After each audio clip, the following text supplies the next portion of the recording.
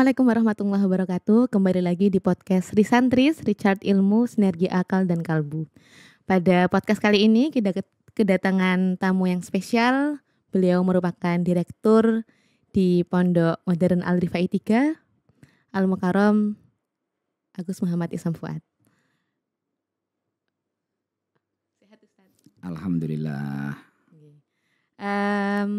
Di bulan Ramadan ini ya Ustaz, kita kan sudah masuk ke pertengahan bulan. Banyak sekali pahala-pahala yang Ustaz, keutamaan-keutamaan yang bisa kita lakukan di bulan Ramadan.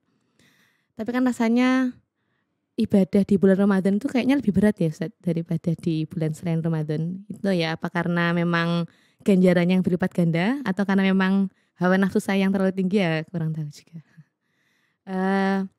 Mungkin minta dijelaskan Ustadz. Sebenarnya kalau di bulan Ramadan itu kita lebih baik untuk melaksanakan ibadah atau tetap melakukan aktivitas seperti biasa dalam bulan Ramadan. Terima kasih.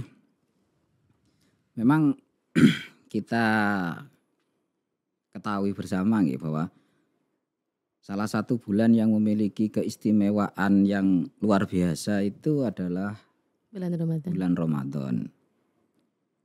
Sehingga kadang memang itu termasuk pertanyaan yang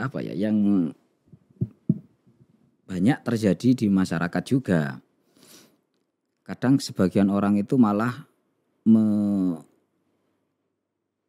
mengkritisi atau mengkritik orang yang bekerja.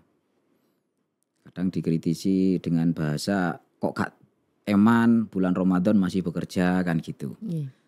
Nah sebenarnya di bulan Ramadan ini tadi sesuai dengan pertanyaan sampean, lebih baik kita gunakan untuk fokus ibadah atau kita gunakan seperti aktivitas-aktivitas biasa. Ya bekerja, ya melakukan aktivitas-aktivitas rumah tangga misalnya. Ini tergantung kondisi pribadi masing-masing. Dalam artian kalau orang itu masih ada kebutuhan yang dia gunakan untuk memenuhi keluarga, untuk memenuhi kewajiban-kewajiban nafkahnya, itu memang yang lebih afdol itu ibadah. Memfokuskan bulan Ramadan itu untuk ibadah. Tapi bagi orang yang masih membutuhkan bekerja untuk memenuhi kebutuhan keluarga, maka sebagian pendapat ulama itu mengatakan lebih afdol bekerja. Misalnya di kitab itu dicontohkan misalnya dia itu bekerja sebagai seorang petani. Dalam bulan Ramadan dia bekerja sebagai seorang petani misalnya. Itu memiliki beberapa keistimewaan.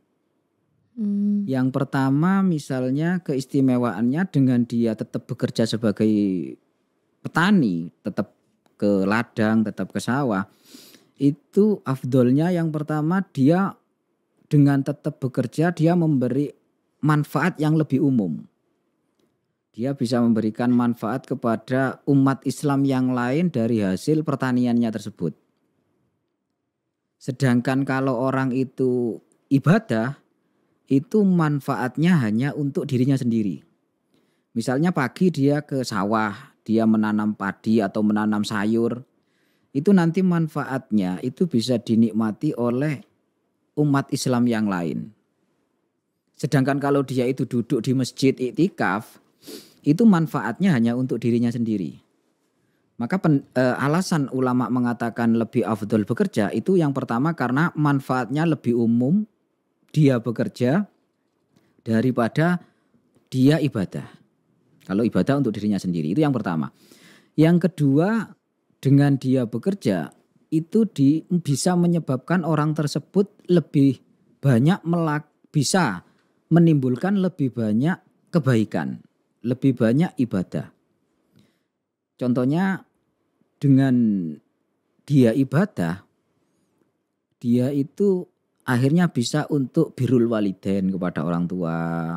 dia bisa berbuat ihsan kepada kerabat, dia bisa memenuhi kebutuhan nafkah orang-orang yang wajib dia nafkahi. Dia bisa dengan bekerja, hasil dari bekerja dia bisa bersilaturahmi. Jadi dengan dia tetap bekerja di bulan Ramadan itu bisa menimbulkan berbagai macam kebaikan yang lain dari hasil kerjanya tadi. Berbeda kalau dia hanya ibadah. Kalau dia hanya ibadah, maka yang dia bisa lakukan hanya jenis-jenis ibadahnya saja. Mungkin dengan cara baca Quran, mungkin dengan cara sholat sunnah, tapi tidak menimbulkan dampak yang lebih banyak. Berbeda dengan bekerja tadi itu. Bisa birrul walidain, bisa ihsan kepada aqorib, bisa memenuhi nafkah mantalzamu nafaqatuhu, terus bisa silaturahmi, bisa macam-macam. Itu manfaatnya, itu alasan ulama yang mengatakan lebih afdol digunakan tetap bekerja sebagaimana biasa di bulan Ramadan. Ada lagi yang mengatakan lebih afdol ibadah. Kenapa kok lebih afdol ibadah? Alasannya karena para rasul, para anbiya itu ketika datang bulan Ramadan, para rasul itu lebih memfokuskan untuk ibadah. Sehingga dari tradisi atau kebiasaan para rasul yang lebih mengutamakan ibadah di bulan Ramadan daripada bekerja, mencari nafkah, ini menunjukkan bahwa yang lebih afdol itu ya memfokuskan untuk ibadah di bulan Ramadan. Kenapa? Karena secara pasti para rasul itu juga kepingin mendapatkan fadilah yang utama di bulan Ramadan. Rasul itu juga kepingin mendapatkan derajat yang tinggi di bulan Ramadan. Nah, ternyata cara beliau untuk mendapatkan derajat yang tinggi itu beliau gunakan dengan memfokuskan bulan Ramadan diisi dengan ibadah. Bukan memfokuskan diisi dengan bekerja. Oleh karena itu maka sebagian ulama yang lain, yang kedua ini, itu menganggap bahwa ibadah di bulan memfokuskan bulan Ramadan dengan ibadah itu lebih afdol. Sebagaimana yang dicontohkan oleh para rasul, para anbiya, yang mana beliau-beliau itu juga kepingin mendapatkan derajat tinggi di bulan Ramadan. Dan cara beliau untuk mendapatkan derajat yang tinggi di bulan Ramadan ternyata beliau memfokuskan bulan Ramadan itu dengan ibadah.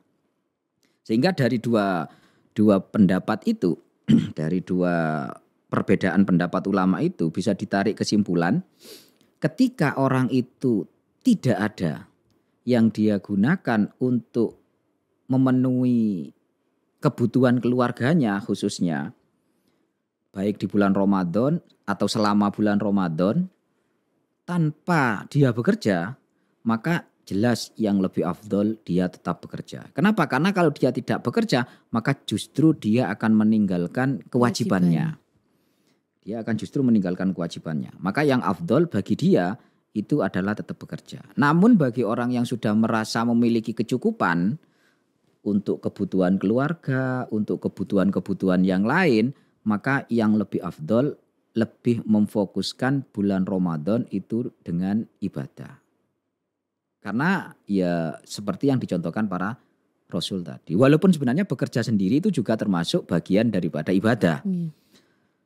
Bekerja sendiri itu juga termasuk bekerja dalam rangka untuk memenuhi keluarga, bekerja untuk menyambung silaturahmi, itu juga termasuk bagian dari ibadah juga. Tapi kalau dia sudah merasa memiliki kecukupan, maka lebih baik, lebih spesifik kepada memfokuskan kepada ibadah seperti yang dicontohkan oleh para rasul dan anbiya itu.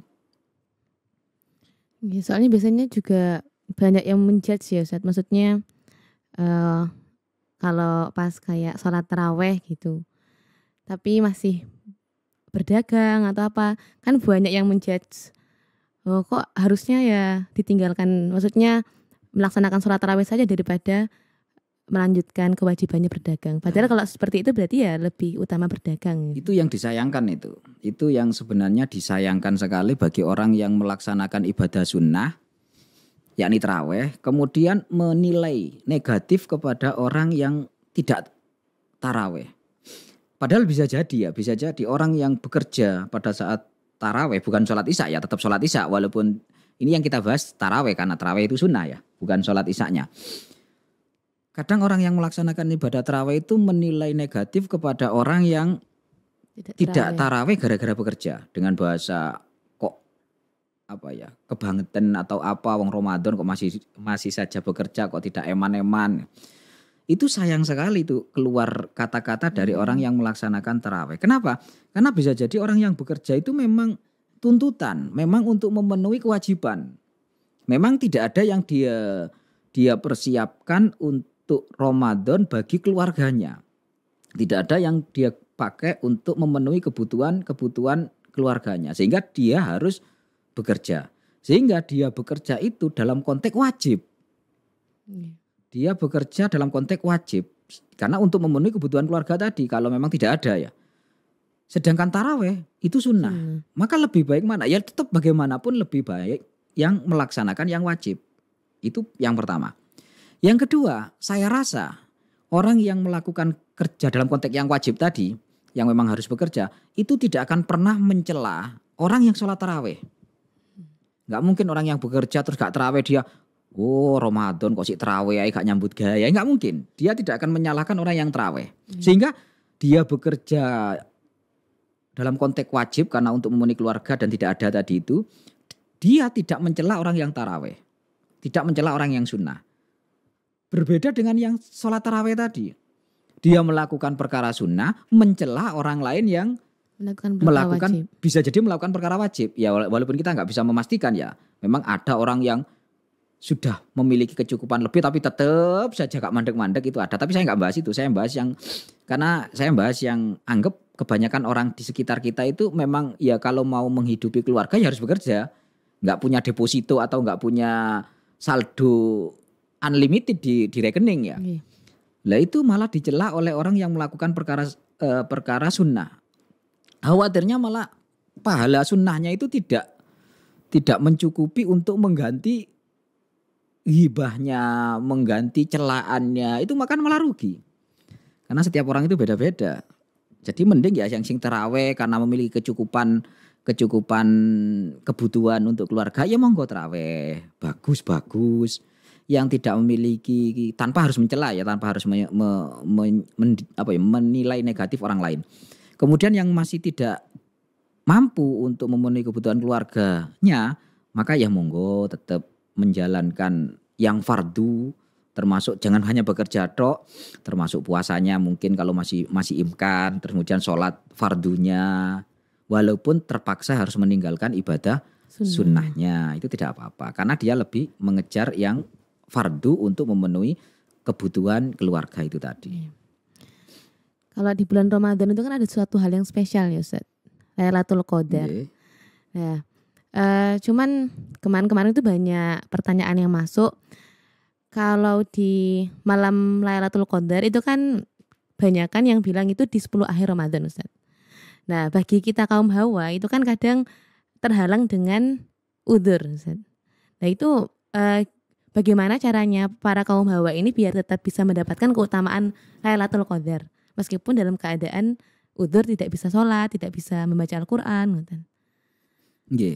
Memang waktu turunnya Lailatul Qadar itu kan memang itu termasuk salah satu yang dirahasiakan ya. Sehingga bisa jadi Lailatul Qadar itu turun pada saat seorang wanita itu sedang udzur. Sehingga dia tidak melakukan kewajiban-kewajiban seperti puasa, atau kalau malam itu Lailatul Qadar itu tidak sholat maghrib, tidak sempat dapat sholat isya atau bahkan taraweh atau tadarus malam misalnya karena dia sedang udzur. Yang perlu kita garis bawahi atau yang perlu kita ingat bahwa fadilah keutamaan malam Lailatul Qadar itu tidak hanya bisa kita dapatkan dari ibadah-ibadah yang menuntut untuk suci dari hadas. Banyak ibadah-ibadah yang bisa kita lakukan dan mendapat fadilah yang khairun min alfi syahr seandainya kita lakukan pada saat malam Lailatul Qadar. Misalnya bersedekah. Bersedekah itu kan tidak menuntut untuk suci dari hadas kecil dan hadas besar. Kemudian birrul walidain, berbakti kepada orang tua. Berbakti kepada orang tua itu juga tidak menuntut untuk suci dari hadas kecil dan hadas besar. Bahkan birrul walidain itu termasuk salah satu ibadah yang indallah itu luar biasa. Ridallah fi ridal walidain dan macam-macam lah dalil-dalil itu. Sehingga ketika ada seorang anak birrul walidain kepada orang tua, misalnya orang tuanya capek kemudian dipijeti misalnya.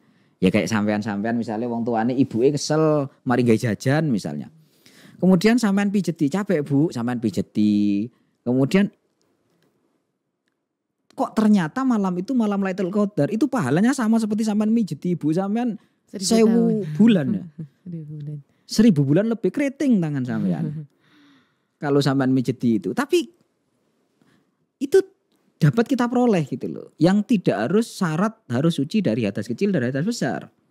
Fadilahnya besar sekali berbakti kepada orang tua. Jadi jangan sampai gara-gara sampean itu sedang udzur sehingga sudah kayak merasa tidak punya harapan untuk mendapatkan fadilah Lailatul Qadar.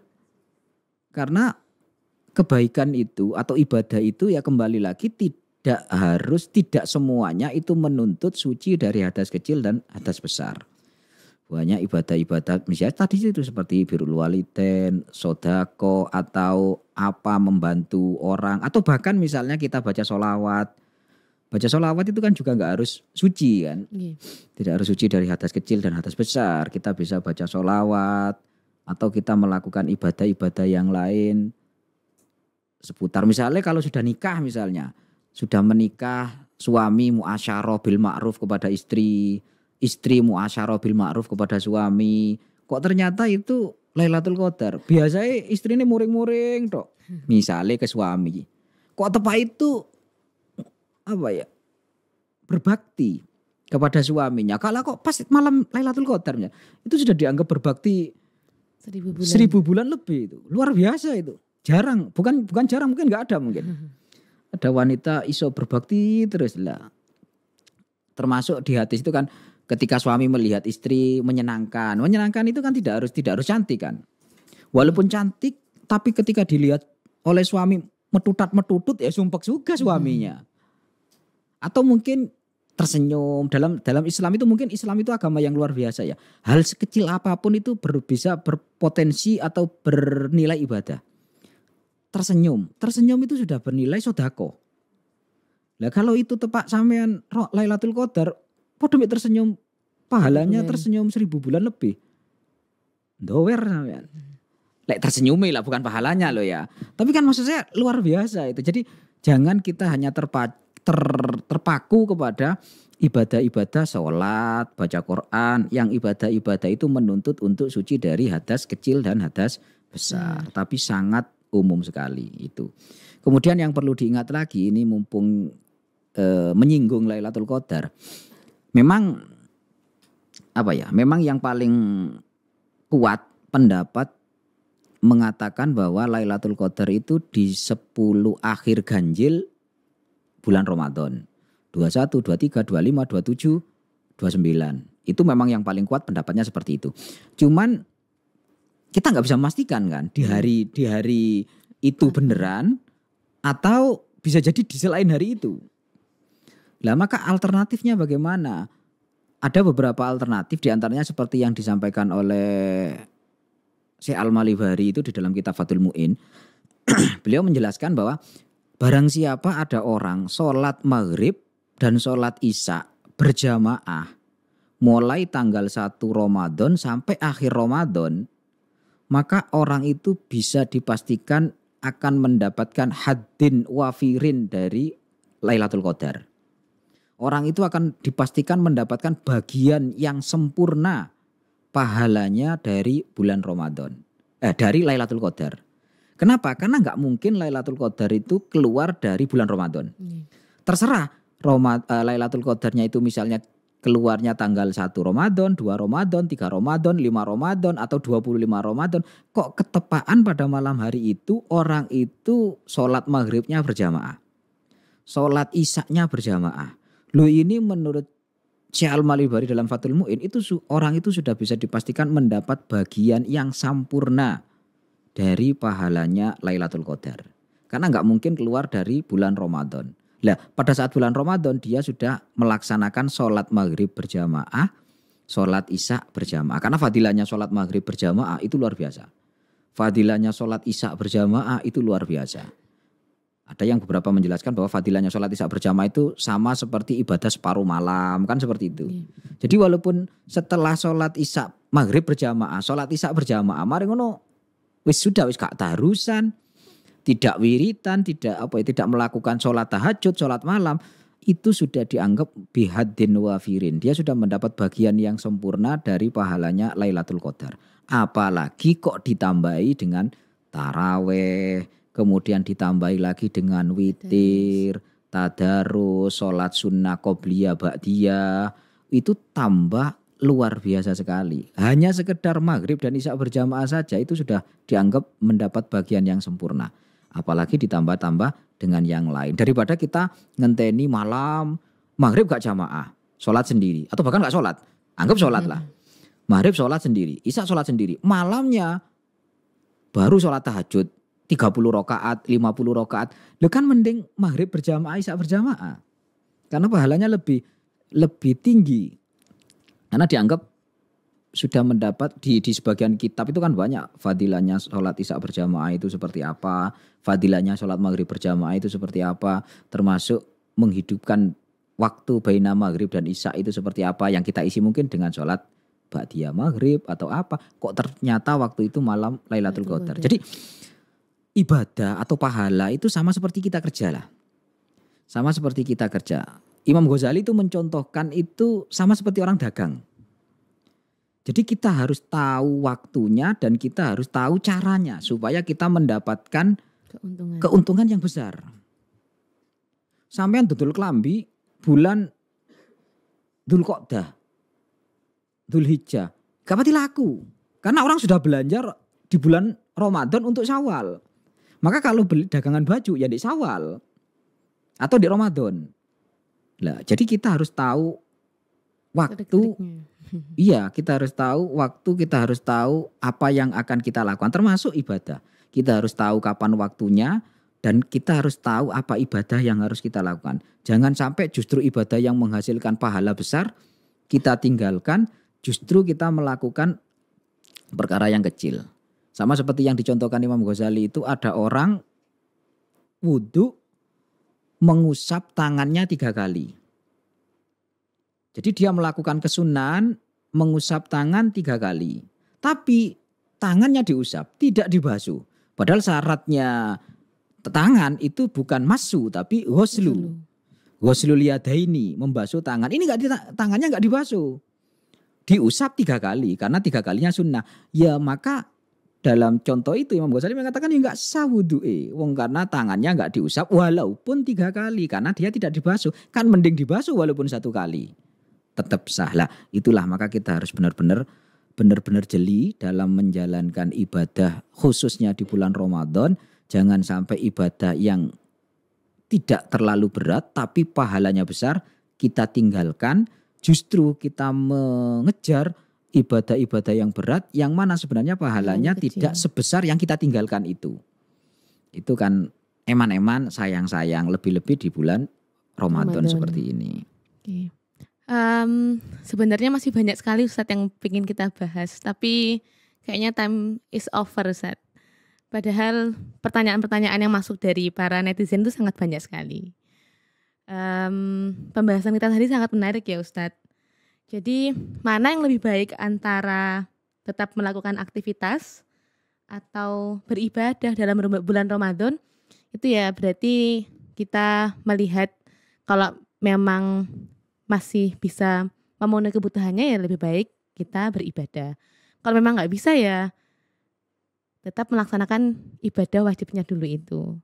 Terus bagi para fulana, jangan galau karena di bulan Ramadan, khususnya di malam Lailatul Qadar, kita tidak perlu risau karena masih banyak ibadah-ibadah lain yang kita lakukan yang tidak membutuhkan pada bersuci dari hadas untuk mendapatkan fadilahnya bulan Ramadan seperti birrul walidain, bersedekah, dan yang lain sebagainya. Oke, jangan lupa tetap tonton podcast kita.